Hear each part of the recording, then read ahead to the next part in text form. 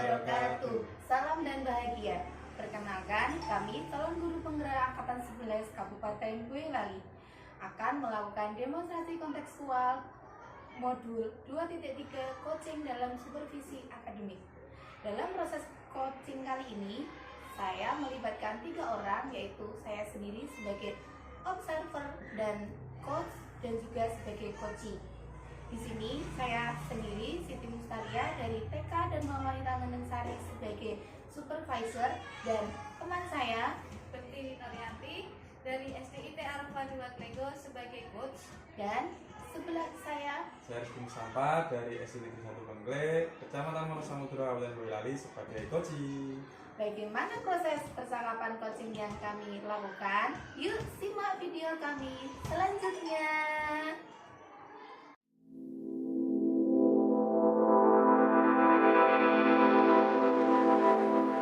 Bukti, Waalaikumsalam Bu Mus. bagaimana kabarnya hari ini Bu Bukti? Alhamdulillah sehat Bu Mus. Aku sendiri bagaimana kabarnya? Alhamdulillah Bu Bukti, saya juga sehat. Alhamdulillah sehat ya. Oh ya Bu Bukti, nanti kita akan melakukan proses coaching hari ini ya Bu. Oke, sebelum melakukan proses coaching ada sedikit yang akan saya bicarakan dulu. Boleh Bu Bukti? Boleh Bu. Ya, iya, nanti pada saat coaching antara coach dan juga coachee akan saya amati dan akan saya nilai sesuai dengan bukti penilaian. Coaching seperti apakah sudah sesuai dengan alur delta atau belum.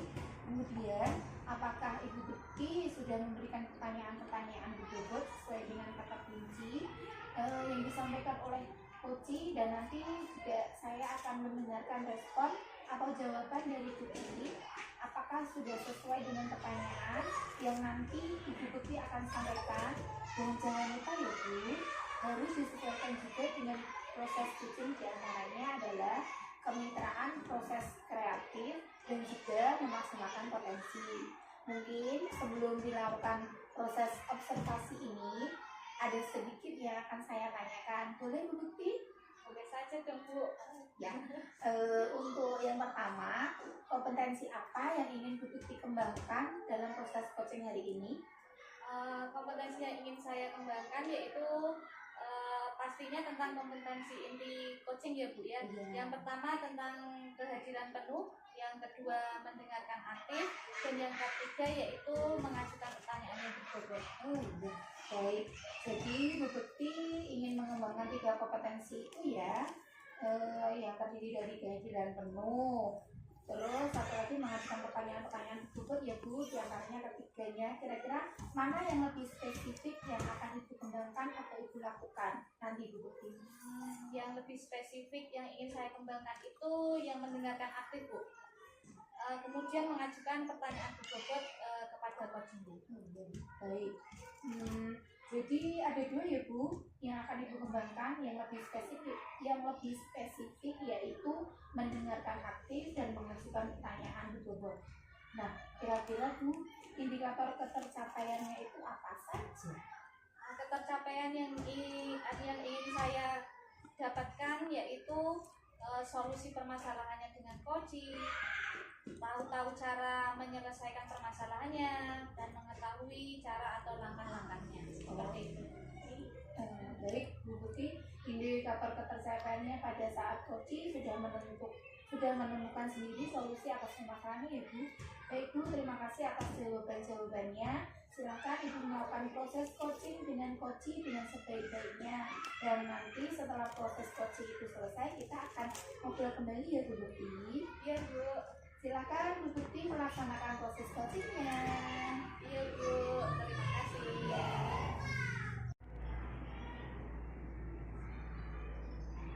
Assalamualaikum Bu Bekti, gimana kabarnya nih? Waalaikumsalam Pak. Alhamdulillah baik. Pak Rizky gimana kabarnya? Alhamdulillah baik sih Bu. Nah ini saya mau cerita-cerita ini Bu Bekti. Ada waktu nggak ya kira-kira? Insya Allah ada Pak. Apa ya yang ingin Bapak ceritakan? Nah ini saya mau cerita nih Bu. Nah saya tuh lihat siswa di kelas saya tuh kayaknya kurang apa ya?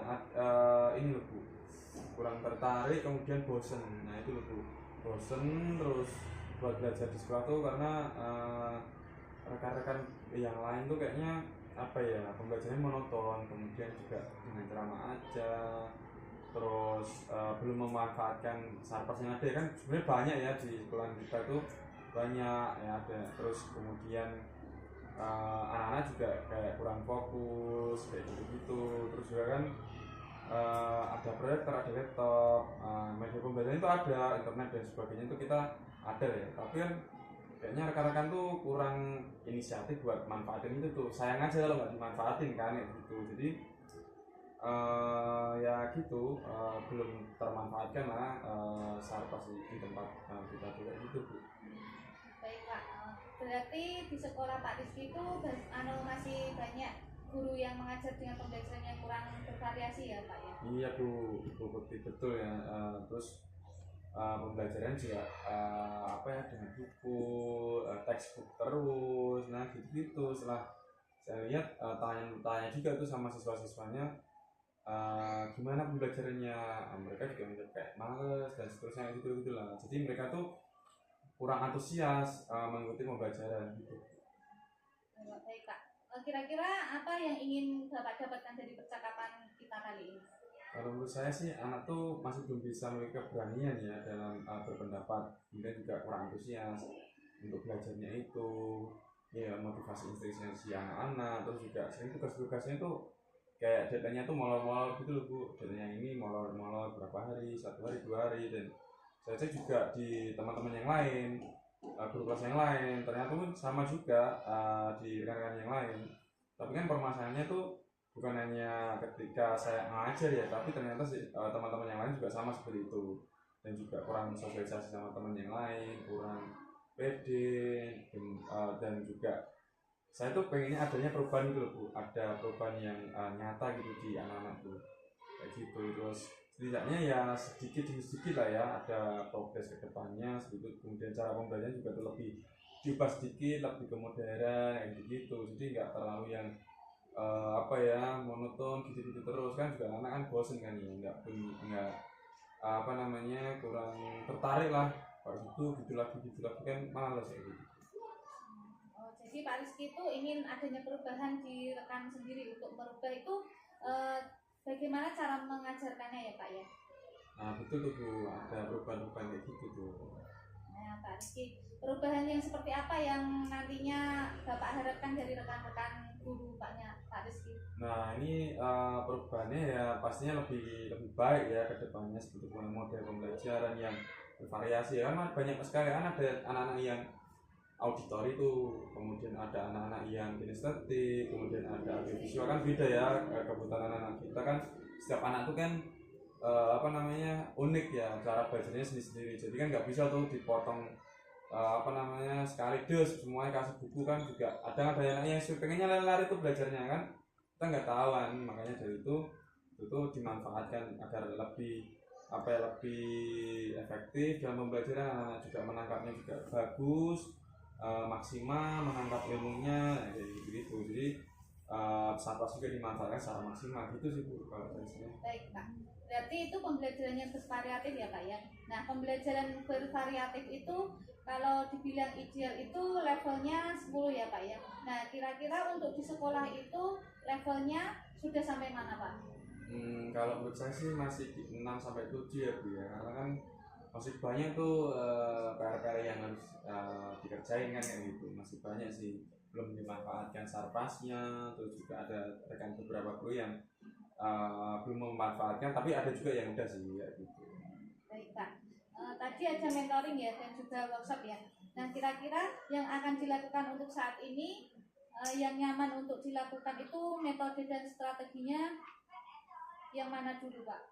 Kalau saya sih mungkin kalau ke mentoring dulu ya Bu ya, karena kan kalau kita mentoring sasarannya pengen ada perubahan, jadi ya kalau ada yang pelatihan ini kan nanti sasarannya sebenarnya kan nggak arah tuntutan ya dari sekolah, karena ada pelatihan, tapi itu sebenarnya nggak ada, belum ada kemauan seperti itu, jadi kan ya belum motivasi instruksinya belum ada ya, kayaknya kurang greget ya gitu Bu. Jadi nanti saya pengen melakukan mentoring terlebih dahulu, mungkin benar-benar mau dan itu melawan adanya perubahan itu. Baik Pak. Terus kira-kira siapa yang dapat membantu untuk melaksanakan mentoring tersebut? Mungkin ini ya Bu ya, ada teman yang lebih menguasai dalam bidang teknologi, kemudian IT seperti itu. Mungkin ada rekan-rekan sejauh nanti ada yang bisa membantu saya. Kalau sudah begitu, sekarang langkah-langkah yang akan dilakukan untuk membantu guru-guru melakukan perubahan pembelajaran itu seperti apa? Pertama mungkin saya dengarkan sejauh dulu ya, saya akan mendiskusikan dulu, sharing-sharing dulu, kemudian dengan kepala sekolah juga, mengisi kepada kepala sekolah, dan kemudian kalau ada guru yang ingin adanya perubahan, mungkin saya juga akan melakukan adanya pendampingan, kemudian juga melakukan mentoring seperti itu. Ya, melakukan mentoring ya Pak ya. Selain mentoring yang Bapak lakukan, apakah ada strategi lain untuk dilakukan dalam melakukan perubahan kepada rekan-rekan? Kalau biar ada di apa namanya ya, mencakup skala besar itu bisa dilakukan dengan cara kayak latihan, workshop gitu Bu, biar bisa masuk ke semuanya dulu. Baik, kira-kira Pak, tadi ada mentoring dan juga workshop. Nah, kira-kira yang akan dilakukan saat ini yang nyaman untuk dilakukan itu metode strateginya yang dilakukan yang mana dulu Pak? Kalau saya lebih condong ke mentoring sih Bu ya, karena kan sasarannya si guru ini mau ada perubahan nih kan.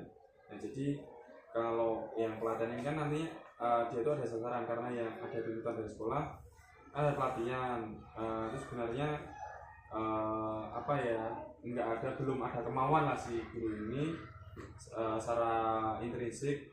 Itu saya pengennya juga melawan mentoring ini sih, biar benar-benar si guru ini ada kemauan dulu gitu. Baik Pak, kira-kira siapa saja yang dapat membantu Bapak untuk melaksanakan mentoring tersebut? Saya sih punya teman ya yang nanti bisa membantu saya terus dalam menyamakan konsep dulu ya, gitu Bu. Apa komitmen Pak Rizky terhadap rencana aksi yang akan dilakukan? Ya nanti saya juga berusaha untuk melakukan semaksimal mungkin ya Bu ya, agar nanti membawa perubahan pada rekan-rekan tersebut menjadi lebih baik sih. Terus bagaimana tindak lanjutnya nanti dari coaching ini? Nanti saya juga untuk menerapkan ke rencana-rencana yang muncul tadi ya, sudah beberapa planning yang saya utarakan tadi, dan juga saya akan evaluasi apakah nantinya berdampak positif bagi rekan-rekan saya atau tidak berdampak seperti itu. Dan jadi nanti kita bisa bertemu lagi untuk berbincang-bincang lagi Bu. Ya, siap Pak. Nanti kita atur jadwal kembali ya Pak ya untuk membahas hasil evaluasi yang telah Bapak lakukan. Ya. Terima kasih Bu Bukti, nanti kita ngobrol lagi ya kalau sudah selesai. Baik Pak, sama-sama, selamat melanjutkan aktivitas kembali ya Pak ya. Oke, terima kasih Bu Bukti.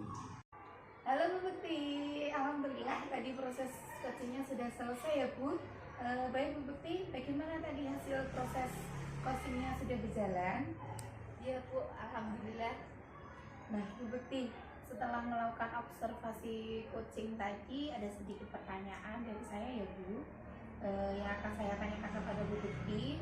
Pertanyaan yang pertama, apa saja yang sudah didapatkan pada coaching terkait indikator ketersantaiannya? Tadi selama coaching saya sudah melakukan dengan alur data ya Bu ya, yaitu dengan menanyakan tujuan identifikasi, rencana aksi, dan tanggung jawab. Kemudian saya juga menggali potensi dari coaching tersebut untuk menemukan solusi permasalahannya. Baik, jadi tadi Bu Bekti sudah berhasil melakukan proses coaching sesuai dengan alur kita ya.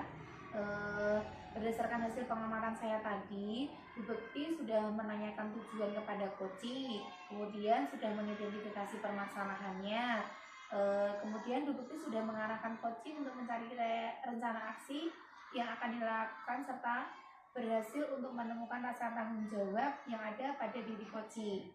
Saya juga tadi sudah mendengar kesangkapan Bu Bekti dengan coaching. Bu Bekti sudah fokus terhadap coaching. Artinya di situ Bu Bekti sudah melakukan presence atau kehadiran penuh. Kemudian Bu Bekti sudah mendengarkan aktif dan tentunya Bu Bekti tadi sudah mengajukan pertanyaan-pertanyaan yang berbobot ya Bu, sesuai dengan kata kunci yang disampaikan oleh coaching. Luar biasa, itu berarti Bu Putih sudah berhasil mengembangkan kompetensi dan mendengarkan aktif seperti apa yang diharapkan Bu Putih. Baik Bu Putih, untuk pertanyaan terakhir ya Bu, untuk kedepannya kompetensi apa lagi yang ingin Bu Putih kembangkan?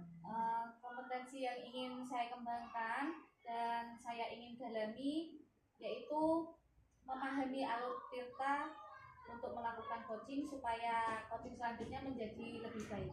Iya. Baik Bu Putih, luar biasa Bu Putih ini ya. Jadi kedepannya Bu Putih akan mengembangkan kompetensi coaching, yaitu mendalami memahami alur tirta lagi untuk melakukan coaching supaya coaching selanjutnya menjadi lebih baik lagi. Tentunya saya akan merasa sangat senang sekali bisa membersamai Bu Putih. Terima kasih atas kesempatan kepada saya. Baik, saya ucapkan terima kasih. Di sini saya cukupkan. Terima kasih kesempatannya. Saya akhiri. Wassalamualaikum warahmatullahi wabarakatuh. Waalaikumsalam warahmatullahi wabarakatuh. Sekian demonstrasi kontekstual modul 2.3 yaitu coaching dalam supervisi akademik yang telah kami lakukan. Semoga kegiatan ini bermanfaat bagi Bapak Ibu guru hebat di seluruh Indonesia. Terima kasih, salam dan bahagia. Wassalamualaikum warahmatullahi wabarakatuh.